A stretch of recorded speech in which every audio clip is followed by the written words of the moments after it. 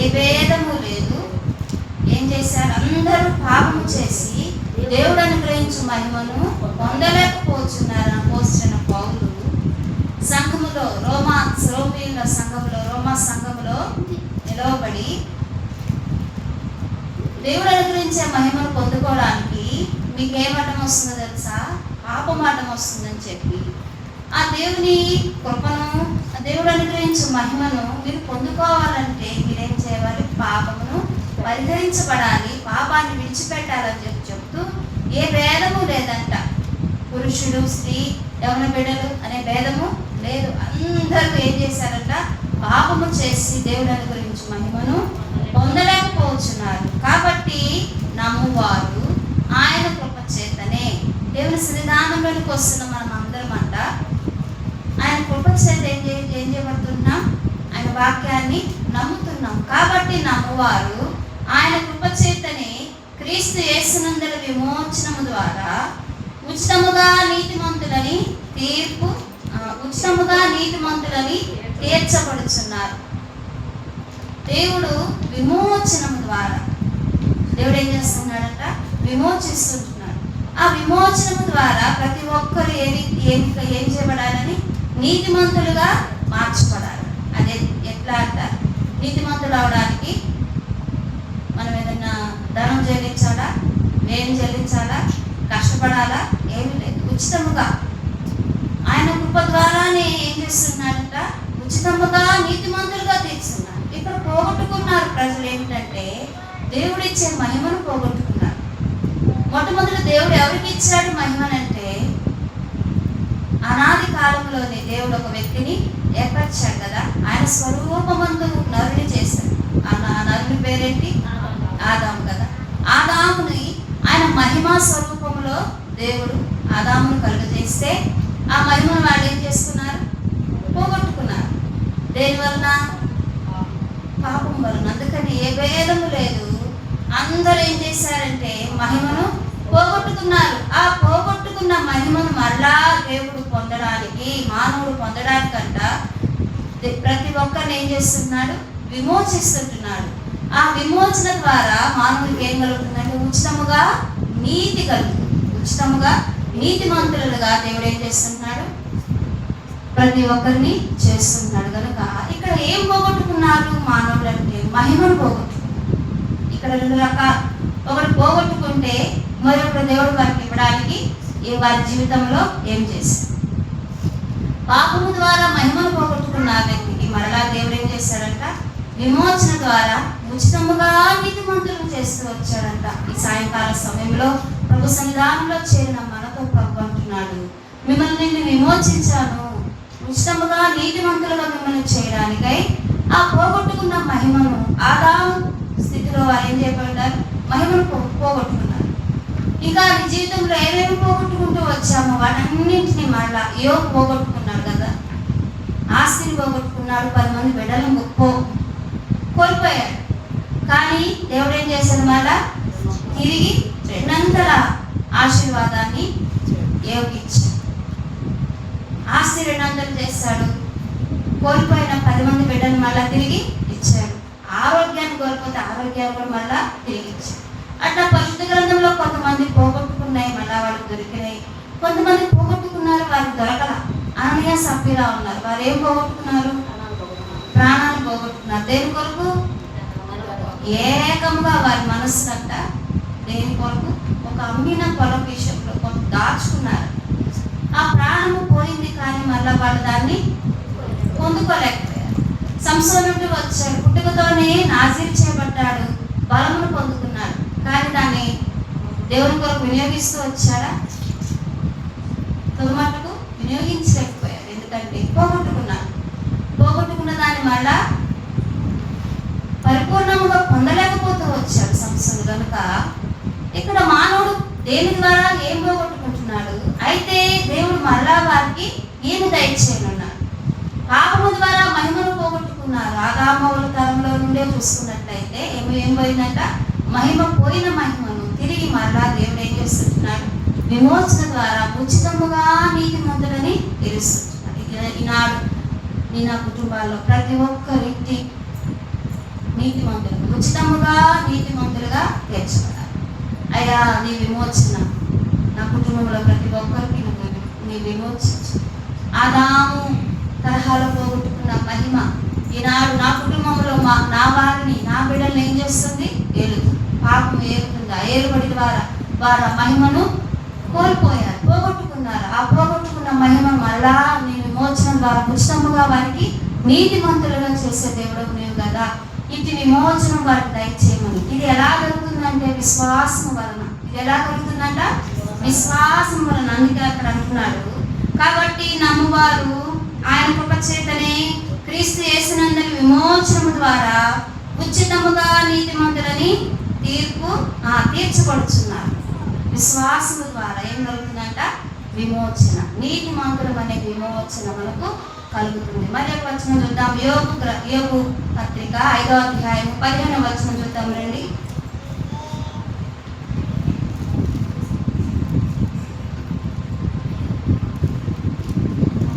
యాకోబు పత్రిక 5వ అధ్యాయము 15వ వచనం. యాకోబు పత్రిక 5వ అధ్యాయము 15వ వచనం చూద్దామా?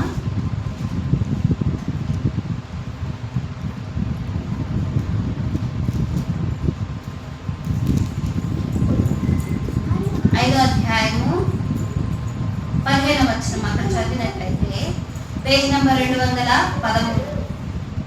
విశ్వాస సహితమైన ప్రార్థన ఆ రోగిని స్వస్థపరచును, ప్రభు అతని లేపును, అతను పాపములు చేసిన వాడైతే పాప క్షమాపణ పొందును. ఇక్కడ 14వ వచనం చూద్దామా? మీలో ఎవరైనాను రోగి అయి ఉన్నారా?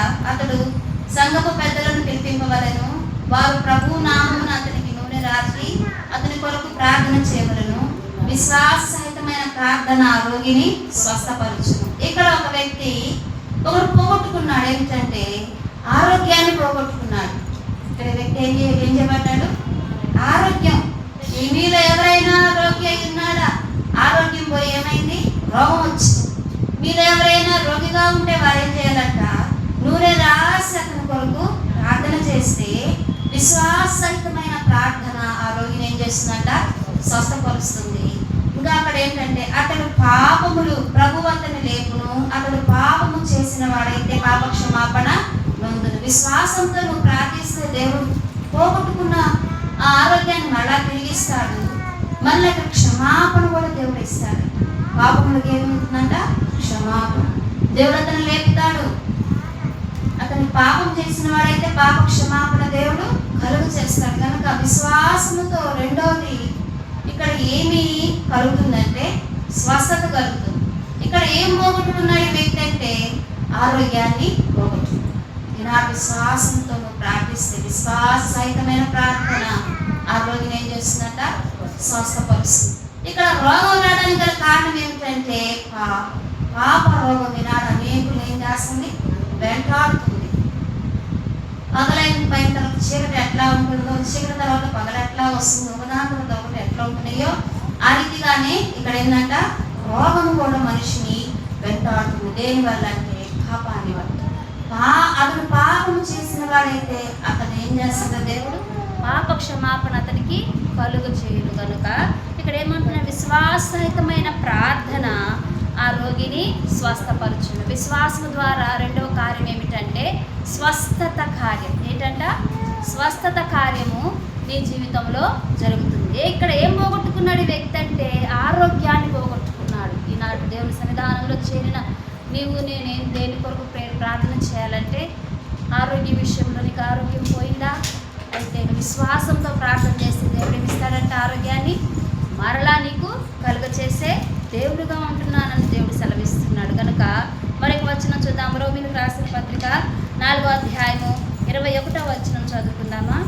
రోమీయులకు రాసిన పత్రిక 4వ అధ్యాయము 21వ వచనంలో కూడా అక్కడ మరి ఒక మాట రాయబడుతుంది. ఆ మాటలు మనం చూసినట్లయితే పేజీ నెంబర్ 136వ పేజీ నెంబరు మనం చదువుకుందాం. తీసిన వారు ఒకరు చదవండి. అవిశ్వాసము వలన దేవుని వాగ్దానము గురించి సందేహింపక దేవుని మహిమపరచి ఆయన వాగ్దానము చేసిన దాన్ని నెరవేర్చుటకు సమర్థుడని రూఢిగా విశ్వసించి విశ్వాసము వలన బలము నందెను. ఇక్కడ ఏం జరుగుతుందో తెలుసండి, దేవుని మహిమపరచి అవిశ్వాసము వలన దేవుని వాగ్దానం గురించి సందేహింపక.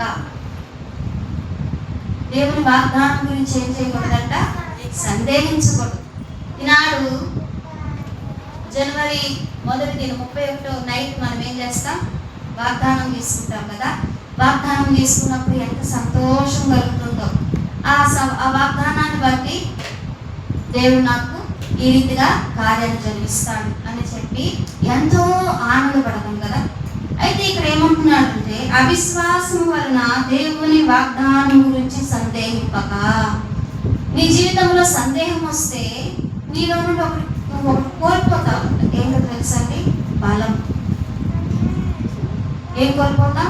బలాన్ని కోల్పోతాం. ఆత్మ సంబంధమైన బలము నీ నుండి నీకు దూరం అయిపోతుంది. దేని వలన? సందేహించడం వలన.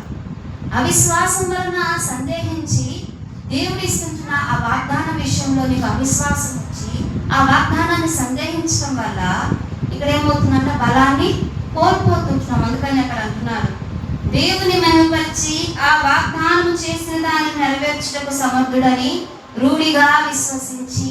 అయితే విశ్వాసం వలన మరలా సందేహాన్ని నేను దూరం చేసుకొని కోల్పోయిన బలాన్ని కూడా తిరిగి మరలా దేవుడు అనుగ్రహించే దేవుడుగా ఉన్నాడు. విశ్వాసం వలన ఏమేమి గొప్ప గొప్ప కార్యాలు జరుగుతుంది. మొట్టమొదటిగా విశ్వాసం వలన దేవుడు ఏం చేస్తున్నాడంట? మొట్టమొదటి ఏం పోగొట్టుకున్నారు? మహిమను పోగొట్టుకున్నారు. అయితే విశ్వాసం వలన ఆ కోల్పోయిన పోగొట్టుకున్న మహిమను మరలా తిరిగి ఇవ్వడానికంట దేవుడు ఏం చేస్తున్నాడు? ఆయన కృప ద్వారా ఉచితముగా నీతిమంతులుగా తీర్చిపట్టడానికై ప్రతి ఒక్కరిని విమోచిస్తున్నాడు అంట విశ్వాసం వలన. దేవ అటువంటి విశ్వాసాన్ని పరిపూర్ణముగా నాలో ఏర్పరిచింది. రెండవది ఏం పోగొట్టుకున్నారు? ఆరోగ్యాన్ని పోగొట్టుకున్నారు. దేని వలన? పాపం వలన. అటు పాపం వలన ఆరోగ్యం పోయి రోగం వస్తే మీలో ఎవరైనా రోగి ఉన్నాడా? వారు ఏం చేయాలి? నూనె రాసి ప్రార్థన చేయించుకోవాలి. అటు రీతిగా ప్రార్థన చేసి దేవుడు అతన్ని స్వస్థపరుస్తాడు, దేవుడు అతన్ని లేపుతాడు. అతను పాపము చేసిన వాడైతే పాప క్షమాపణ పొందుకుంటాడు. కనుక అతను కోల్పోయిన అనారోగ్యాన్ని తిరిగి మళ్ళా స్వస్థ చిత్తుడు అవుతాడు. అది రెండవది ఏంటంట? ఆరోగ్యాన్ని పోగొట్టు. ఇక్కడ మూడవది అంటున్నాడు, బలము కోల్పోతుంటున్నారు. విశ్వాసం వలన నువ్వేం చేయాలి? వాగ్దానం చేసిన వాడు నమ్మదగిన వాడు రూఢిగా విశ్వసించి బలమును పొందుకోవాలి. అవిశ్వాసం వల్ల నీ జీవితంలో సందేహాలు వస్తుంటే దేవుడు ఇచ్చిన వాగ్దానం ఇంకా నెరవేరట్లేదు, జరగట్లేదని సందేహం నీలోకి వస్తే నువ్వేం చేయాలంట? విశ్వాసం వలన రూఢిగా విశ్వసించి బలము పొందుకోవాలంట. ఇక్కడ మూడోది ఏం పోగొట్టుకున్నారంటే బలమును పోగొట్టుకుంటున్నారు. చూద్దాం, మరి ఇక్కడ చూద్దామా? ఎఫ్ఎస్సి రాసిన పత్రిక 3వ అధ్యాయము 12వ వచనంలో, ఎఫ్ఎస్సి రాసిన పత్రిక 3వ అధ్యాయము 12వ వచనంలో ఇక్కడ మరి యొక్క ఎఫ్ఎస్సి రాసిన పత్రిక 6వ అధ్యాయము 16వ వచనం చూద్దాం. 6వ అధ్యాయము 16వ వచనంలో, ఇవన్నీ గాక విశ్వాసమును డాలు పట్టుకొనిడి, దానితో మీరు దుష్టుని అగ్నిబాణములన్నింటినీ ఆర్పుటకు శక్తిమంతులగుదురు. ఏమేం కావాలంట? ఇవన్నీ గాక. ఏవన్నీ ఆర్పాలంటే నీవేముండాలి? విశ్వాసం ఉండాలి. అప్పుడే శక్తిమంతులం అవుతాం. ఇక్కడ శక్తి కావాలంటే ఏముండాలంటే విశ్వాసం ఉండాలి. విశ్వాసము లేకుండా శక్తి నీలో పరిపూర్ణము కాదు. ఆ శక్తి ఏమిటో తెలుసా? దుష్టుని అగ్ని బాణం ఆర్పుటకు విశ్వాసము డాలని విశ్వాసాన్ని మనం ప్రదర్శించాలి. దుష్టుడు వేస్తున్న అగ్ని బాణాలను ఆర్పుటం. ఇక్కడ శక్తిని కోల్పోయిన వారికి దేవుడు ఏమిస్తానంటున్నాడు? విశ్వాసం ద్వారా శక్తిని మళ్ళా అనుగ్రహిస్తానంటున్నాడు. మరి ఇప్పుడు చూద్దాం, యోహాను సువార్త 14వ అధ్యాయము 12వ వచనం. యోహాను సువార్త 14వ అధ్యాయము 12వ వచనం చూసుకున్నట్లయితే, 14వ అధ్యాయము 12వ వచనం, నేను తండ్రి యొద్దకు వెళ్ళుచున్నాను కనుక నేను చేయి క్రియలు నా యందు విశ్వాసం ఉంచు వాడును చేయను, వాటికంటే మరి గొప్పవే అతడు చేయనని మీతో నిశ్చయముగా చెప్పుచున్నాను. చెప్తున్నాను. గొప్ప కార్యాలు ఏమిటంటే విశ్వాసం ద్వారా గొప్ప కార్యాలు. ఇదిగో నేను తండ్రి వద్దకు వెళుతున్నా, నా యొక్క విశ్వాసం ఉంచువాడు నాకంటే గొప్ప కార్యాలు చేస్తాడు. ఆయన యొక్క విశ్వాసం ఉంచిన, పరిపూర్ణంగా విశ్వాసం ఉంచిన శిష్యులు ఎన్ని కార్యాలు చేశారు కదా. పౌలు, పేతురు, శిష్యులు. ఆ రీతిగా ఆ జాబితాలో చూస్తుంటే మనకన్నా ముందు శ్రేష్టంగా దేవుని పరిచయం చేస్తూ దేవుని పిలుపు అందుకొని వెళ్ళిన భక్తులు, సేవకులు ఎంతో మంది విశ్వసించి బలము పొంది శక్తివంతులయ్యి దేవుని నామం ద్వారా అనేకమైన గొప్ప అద్భుత కార్యాలు చేస్తూ వచ్చారు. ఇవన్నీ ఏ రీతిగా జరిగినాయి అంటే విశ్వాసం వలనే. ఈ విశ్వాసం ఎలా కలుగుతుంది అంటే వినుట వలన. వినుటది దేని గురించి వినాలి? ఈ లోక వార్తలు, ముసలమ్మ ముచ్చట్లు, వ్యర్థమైన ఇటువంటి మాటల వల్ల నీలో విశ్వాసము పెరగదు. దేని వల్ల పెరుగుతుందంటే విశ్వాసము దేవుని గురించిన మాట వలన. దేవుని గురించిన మాట ఏమిటంటే వాక్యం. ఏమిటంట? వాక్యం. వాక్యము నీలో శక్తి లేకపోతే నీకు శక్తిని ఇస్తుంది, నీలో బలము లేకపోతే నీకు బలం ఇస్తుంది, నీలో నువ్వు ధైర్యం కోల్పోతే నీకు ధైర్యాన్ని ఇస్తుంది, నువ్వు రోగివై ఉండి నిన్ను స్వస్థపరిచి నీకు ఆరోగ్యాన్ని ఇస్తుంది, నీలో పోగొట్టుకున్న మహిమను తిరిగి మరలా పొందుకోవడానికి దేవుని విమోచన ద్వారా నేను విషముగా నీతిమంతులుగా తీరుస్తుంది ఏమిటంటే విశ్వాసం. ఇంత గొప్ప కార్యం విశ్వాసంలో ఉన్నప్పుడు ఈ విశ్వాసంలో నుంచి అపవాదం ఏం చేస్తుంది తెలుసా? సన్నగింపు చేస్తుంది, బలహీనపరుస్తుంది. నిన్ను నమ్మకుండా సందేహాలతో, అవిశ్వాసంతో నేను పదే పదే ఏం చేస్తుంది? దేవుని మాటలను నమ్మకుండా, ఆ మాటలతో తిప్పబడకుండా, ఆ మాటలు నీ హృదయం మందు భద్రం చేసుకోకుండా ఏం చేస్తుంది అపవాది? ఆహ్వానం పరిశీలించిందిగా, ఇది నిజమేనంటావా? ఇది జరిగిద్ది అంటావా? వాక్యం అప్పుడు అట్లా చెప్పింది, కానీ నా జీవితంలో ఇంత కష్టము, ఇంత బాధ, ఇంత శోధన తొలగిపోయింది అంటావా? ఇంత బాధ నేను ఎందుకు పడాలి, ఇన్ని సంవత్సరాలు పడాల్సి వస్తుందని చెప్పి ఆ వాగ్దానాన్ని నమ్మకుండా, విశ్వాసం ఉంచకుండా వాళ్ళు ఏం చేస్తుందంట?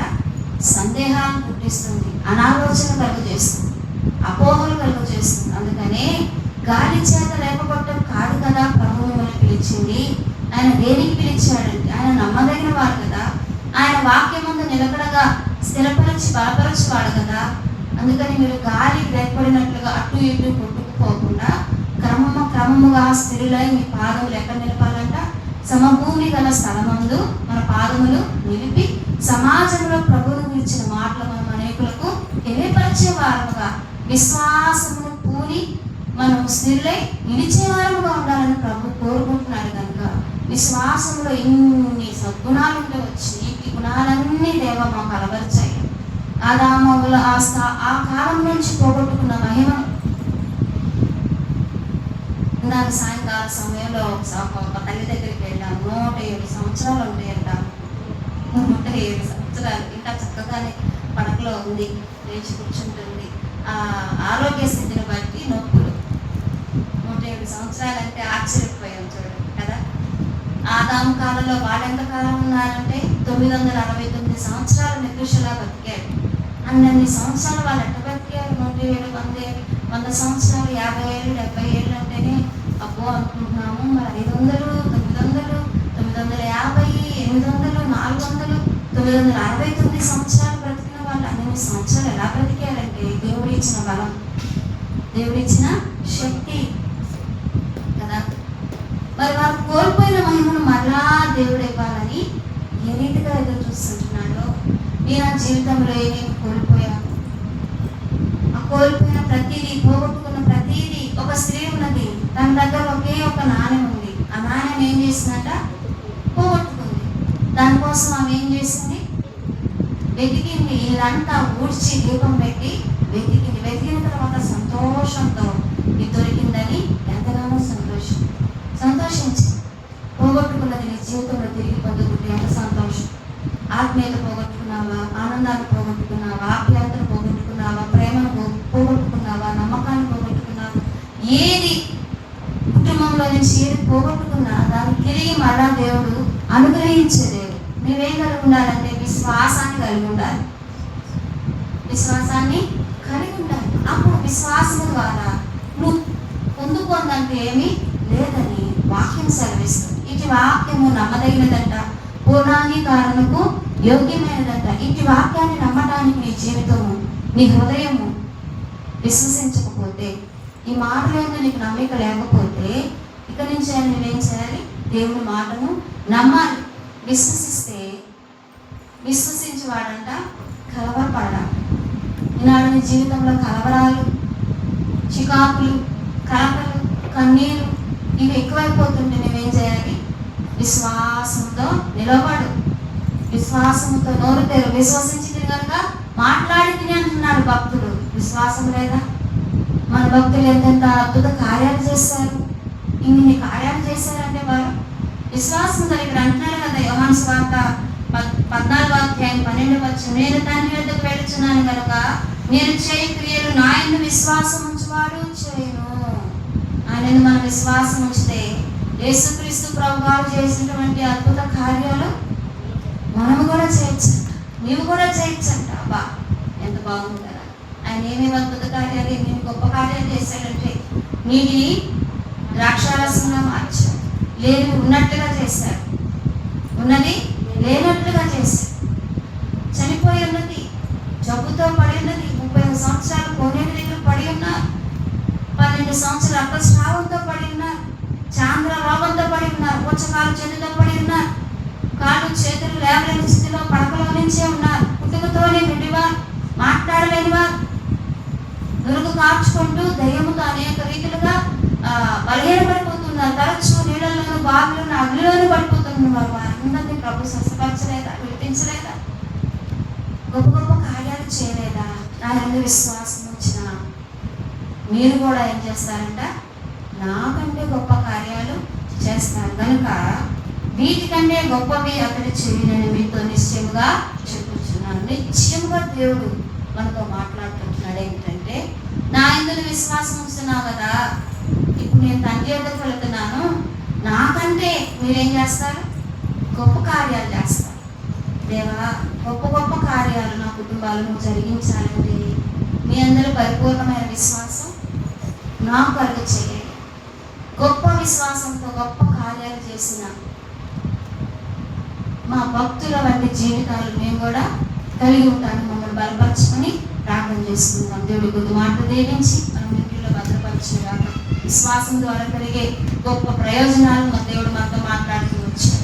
దానివలన అవిశ్వాసం లేకుండా, సందేహం రాకుండా, అల్ప విశ్వాసం రాకుండా పోగొట్టుకున్న మహిమను తిరిగి పొందడానికి దేవుని యొక్క గొప్ప కృప, ఆయన యొక్క విమోచన ఉచితంగా నీతిమంతులుగా తీర్చబడుతూ వచ్చాడు. అనారోగ్యాన్ని దేవుడు స్వస్థపరిచాడు.